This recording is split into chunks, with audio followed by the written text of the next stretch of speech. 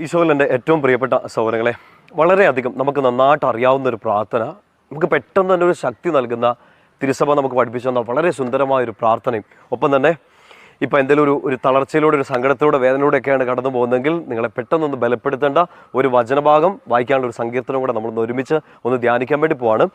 എത്രയോ തവണ നമ്മൾ ചൊല്ലിയിട്ടുള്ള അല്ലേ, വിശുദ്ധ കുർബാനയിലും ജപമാലയിലും ഒക്കെ കരുണക്കൊന്ത ചൊല്ലുമ്പോഴൊക്കെ നമ്മൾ ആരംഭിച്ചത് വിശ്വാസപ്രമാണം ചൊല്ലിക്കൊണ്ടാണ്. സർവശക്തനായ പിതാവും ആകാശത്തിൻ്റെയും ഭൂമിയുടെയും സൃഷ്ടാവുമായ ദൈവത്തിൽ ഞാൻ വിശ്വസിക്കുന്നു എന്നുള്ള ആ വലിയ ശക്തമായ പ്രാർത്ഥന,